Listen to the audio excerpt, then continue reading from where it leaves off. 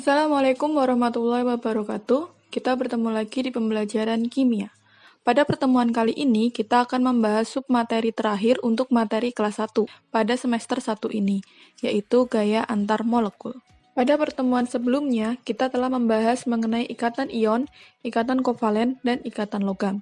Ikatan-ikatan tersebut kita sebut sebagai ikatan dalam molekul, yaitu ikatan yang terlibat dalam pembentukan satu molekul. Nah, hari ini kita akan membahas mengenai ikatan antar molekul. Apa itu? Ikatan antar molekul adalah ikatan atau interaksi tarik-menarik yang terjadi antara molekul satu dengan molekul yang lainnya.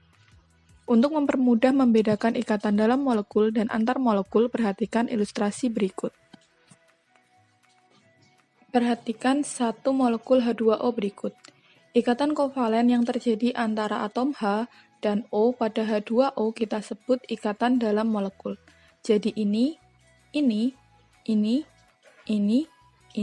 dan ini adalah ikatan dalam molekul. Namun, selain ikatan dalam molekulnya, H pada molekul H2O yang ini juga mengalami gaya tarik-menarik lemah dengan O pada molekul H2O tetangganya. Nah, ikatan ini kita sebut sebagai gaya antar molekul. Jadi, gaya antar molekul adalah gaya tarik-menarik yang terjadi antara molekul satu dengan molekul yang lainnya. Gaya antar molekul dibedakan menjadi dua jenis, yaitu gaya van der Waals dan ikatan hidrogen. Ikatan hidrogen adalah ikatan antara atom H elektropositif pada molekul 1 dengan salah satu atom elektronegatif seperti N, O, atau F pada molekul yang lain. Sedangkan gaya van der Waals adalah interaksi tarik-menarik yang diakibatkan oleh adanya muatan di dalam molekul. Gaya van der Waals dibedakan menjadi tiga macam, yaitu gaya dipol-dipol yang terjadi antar molekul polar, gaya dipol-dipol terimbas yang terjadi pada molekul polar dengan molekul nonpolar, dan gaya London yang terjadi antar molekul nonpolar. Sebelum mengenal lebih jauh mengenai gaya van der Waals, ada baiknya kita mengingat kembali mengenai sifat kepolaran molekul. Pada pertemuan lalu, kita telah membahas mengenai molekul polar dan molekul nonpolar. Molekul polar adalah molekul yang pasangan elektron ikatannya cenderung tertarik ke salah satu atom, sehingga seolah-olah membentuk kutub atau dipol positif dan dipol negatif. Contohnya pada HCl, yang elektronnya cenderung tertarik ke Cl, sehingga seolah-olah Cl bermuatan negatif dan H bermuatan positif. Sedangkan molekul nonpolar adalah molekul yang tidak bermuatan, akibat pasangan elektronnya cenderung tertarik sama kuat. Untuk mempermudah membedakan molekul polar dan molekul nonpolar dalam soal, perhatikan tips berikut. Untuk molekul diatomik, yaitu molekul yang hanya terdiri dari dua atom, perhatikan atomnya. Jika atomnya sama atau kita sebut molekul unsur, contohnya O2, H2, N2, Cl2, maka sifatnya adalah nonpolar. Namun, jika atomnya berbeda, ini kita sebut sebagai molekul senyawa, contohnya HCl, HF, CO, maka sifatnya polar. Jadi, kalau sama nonpolar, kalau beda, polar. Untuk molekul poliatomik, yaitu molekul yang terdiri dari banyak atom, harus dicari dulu bentuk molekulnya. Gunakan rumus VSEPR atau AXE untuk menentukan bentuknya. Jika bentuknya simetris, maka sifatnya nonpolar. Simetris itu cirinya tidak punya PEB, jadi bentuk molekul dasar mulai dari AX2 sampai dengan AX6, yaitu linier, segitiga, tetrahedral, bipiramida segitiga, dan oktahedral semuanya adalah nonpolar. Selain itu, ada bentuk segi empat datar, yang walaupun memiliki PEB, tetapi karena simetris sifatnya pun nonpolar.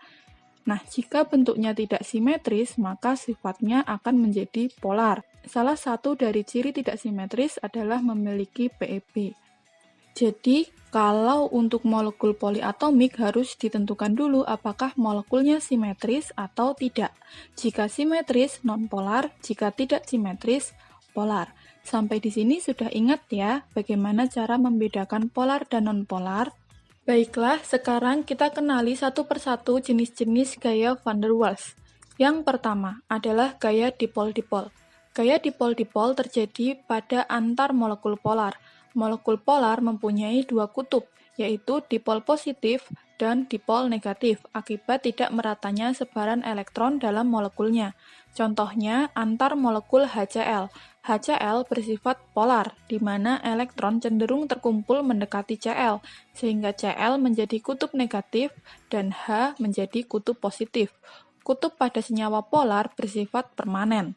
Perhatikan ilustrasi berikut. Dipol negatif atau Cl pada molekul HCl yang ini tertarik lemah dengan dipol positif atau H pada molekul HCl yang lain.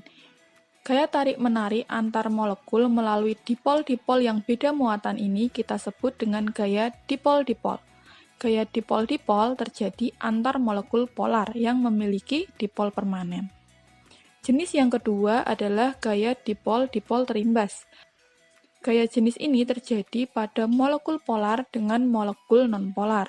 Molekul nonpolar jika berdekatan dengan molekul polar atau dipol permanen akan mengalami imbasan berupa terbentuknya dipol sementara pada molekulnya.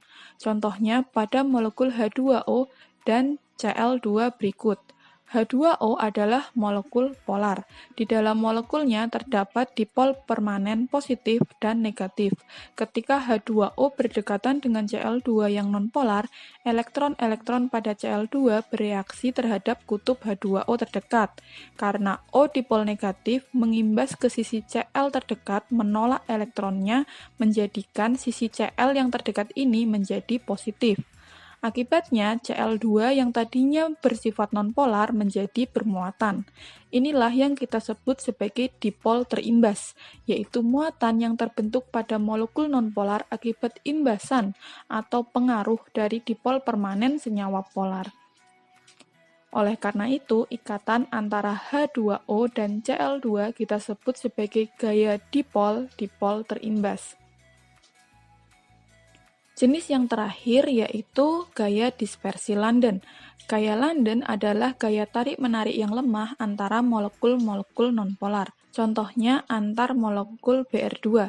Seperti yang kita tahu, elektron selalu bergerak mengelilingi inti atom. Pada molekul nonpolar sekalipun, karena elektron selalu bergerak, maka pada suatu saat pastilah terdapat momen di mana elektron mayoritas terkumpul di salah satu sisi atom.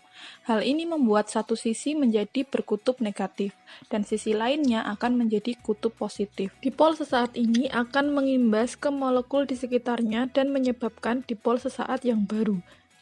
Gaya tarik-menarik antara dipol yang sesaat inilah yang kita sebut sebagai gaya London.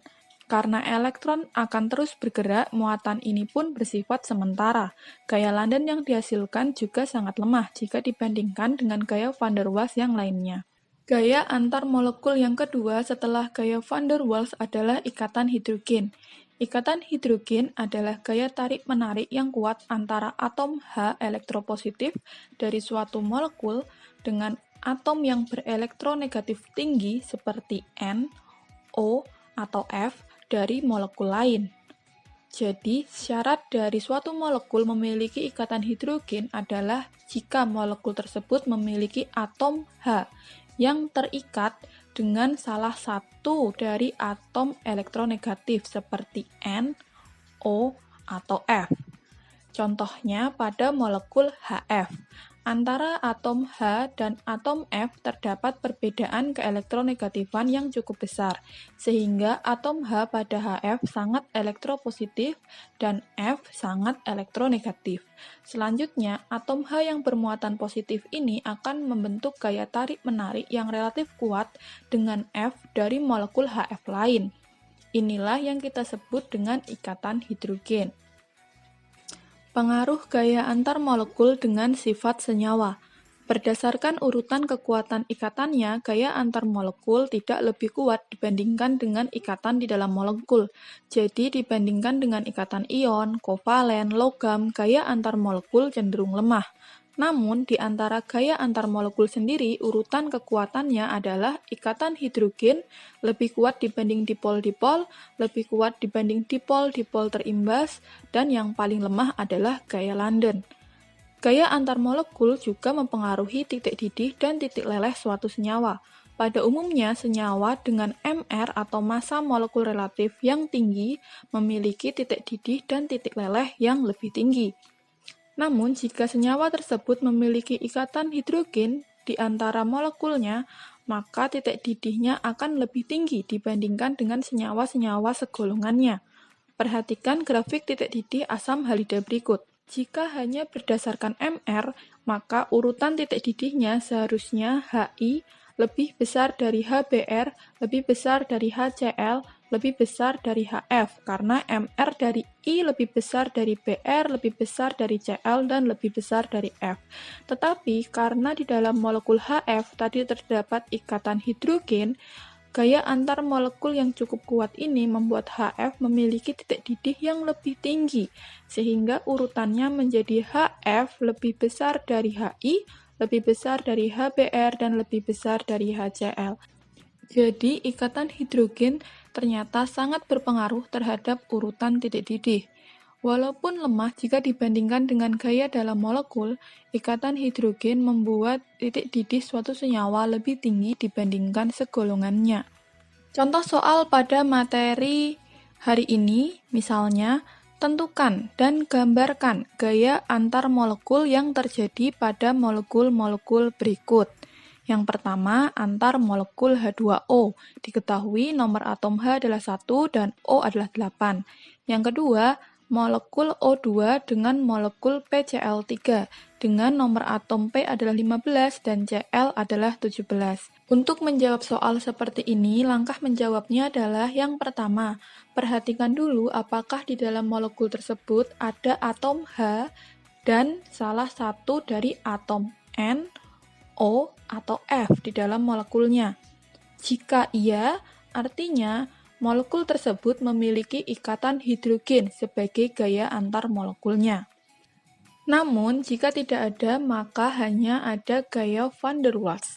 Dan untuk menentukan jenisnya, kita harus menentukan sifat kepolarannya terlebih dahulu. Caranya, perhatikan apakah molekul tersebut diatomik atau poliatomik. Jika diatomik, perhatikan apakah atomnya sama atau beda. Jika sama, otomatis nonpolar. Jika beda, otomatis polar. Jika molekul tersebut adalah poliatomik, maka kita harus mencari rumus AXE-nya, karena untuk menentukan apakah bentuknya simetris atau tidak simetris. Jika simetris, nonpolar. Jika tidak simetris, berarti polar.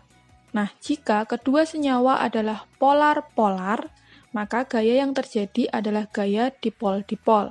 Jika senyawa yang satu polar, yang satunya nonpolar, maka gaya yang terjadi adalah dipol-dipol terimbas. Dan jika keduanya adalah nonpolar, maka gaya yang terjadi adalah gaya London. Pada soal tersebut, nomor 1, H2O. H2O memiliki atom H dan salah satu dari atom elektronegatif, yaitu O. Artinya, dalam H2O memiliki ikatan hidrogen sebagai gaya antar molekulnya. Untuk menggambarkan ikatan hidrogen, kita gambarkan dulu dua molekul H2O. Lalu kemudian kita tarik garis putus-putus antara O di salah satu molekul H2O dengan H pada molekul H2O yang lain. Nah, garis putus-putus ini adalah simbol dari ikatan hidrogen. Soal kedua adalah menentukan gaya antar molekul yang terjadi pada molekul O2 dengan molekul PCl3. Kita mulai dari O2. O2 hanya ada dua atom, dan dua-duanya adalah sama, yaitu O. Artinya, molekul O2 bersifat nonpolar.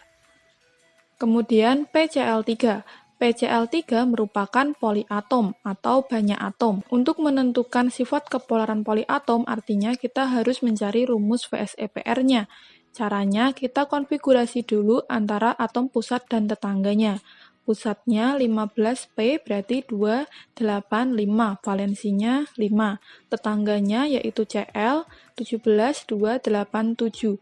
Karena 7 berarti untuk oktet Cl butuh 1. Rumus AXE adalah AX 3 karena kan PCl3 berarti kan jumlah tetangganya 3 sehingga X-nya 3. Kemudian E dicari dari valensi pusat yaitu 5 dikurangi X yaitu 3 dikali kebutuhan tetangga tadi 1 dibagi 2 sehingga menjadi AX3 E1. Karena ada E, artinya kan ada PEB, dan bentuknya adalah piramida segitiga. Bentuk ini tidak simetris. Karena tidak simetris, artinya sifat PCl3 adalah polar. Nah, berarti gaya antara O2 dengan PCl3 adalah gaya dipol terimbas. Karena O2 nonpolar, PCl3 polar. Seperti itu. Jika ingin menggambarkan, kita gambarkan dulu O2-nya seperti ini. Kemudian kita gambarkan lagi PCl3-nya. Karena PCl3, Cl-nya ini negatif, sehingga O yang sebelah sini bermuatan positif. Gaya tarik-menarik lemah antara Cl yang negatif dengan O yang positif ini kita sebut gaya dipol terimbas. Baiklah, seperti itu untuk materi hari ini. Saya harap kalian bisa memahaminya dengan baik. Untuk menambah dan menguji pemahaman kalian, silahkan buka tugas kimia pertemuan 12. Di sana terdapat tugas diskusi yang akan menambah pemahaman kalian mengenai materi hari ini. Terima kasih, kita berjumpa lagi di pertemuan berikutnya. Assalamualaikum warahmatullahi wabarakatuh.